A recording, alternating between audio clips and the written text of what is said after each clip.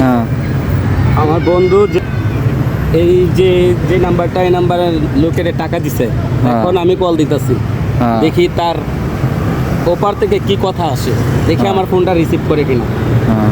7 লাখ টাকার মামলা না? 7 লাখ টাকা। ওকে, আমি দিতেছি।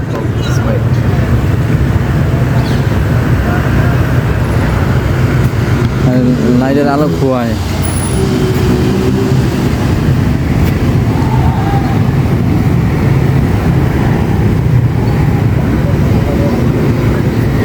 শব্দ কি করবি?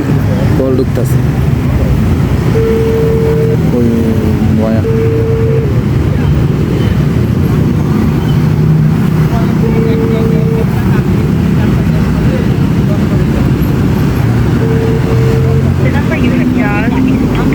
ফোন ধরে না তোমার দালাল? না, ফোন ধরবো কেমবে? টেয়া তো নিয়া তুইছে বলো না, সোয়াজে তো সবার ফোন ধরবো না, এটা সিটিং বাস। আমি আরে খুঁজে বার করবো তো কিরকম দালাল আমি অবশ্যই দেখা ছাড়বো। আমি ইসমাইলে যদি মালদ্বীপ থাকি, আমি এর সাথে যোগাযোগ করবো, পুলিশ দিয়ে করি আর জিন দিয়ে করি। আমি ইসমাইলে যোগাযোগ করবো, যদি হ্যাঁ যে বড় হেডামোলা হোক, আমি এর সাথে আমি একটু কথা কয়ে দেখবো হ্যাঁ কিরকম দালাল হয়েছে। দালাল কেমন দালাল হয়েছে, আমি এই যে ফোন দিতেছি, ফোন ধরে না, হ্যাঁ কিরকম দালাল হয়েছে আমি ইসমাইলে দেখা ছাড়বো মালদ্বীপের ভিতরে যদি থাকি। এমন 2-4 লাখ ফোনও আমি দিছি, 2-4 লাখ ফোন। আচ্ছা, আমি দেখবো হ্যাঁ কিরকম দালাল হয়েছে আমি দেখি। মানুষের হয়রানি করে, মানুষের জীবনটা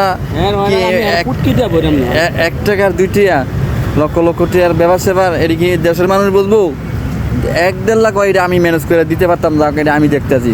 এত টাকার সমস্যা কেউ গিয়ে নিব, বাড্ডা কেউ গিয়ে নিব। আচ্ছা থাক, তুমি যেহেতু আমার কাছে আইসো, আমি বিন্দু পরিমাণ হলে আমি হেল্প করার চেষ্টা করবো। আমি নেক্সট টাইম আবারও কল দেবো, আরও 2-3 মোবাইল দিয়ে ফোন দেবো, কিন্তু আমি চেষ্টা করবো তোমার হেল্প করার জন্য।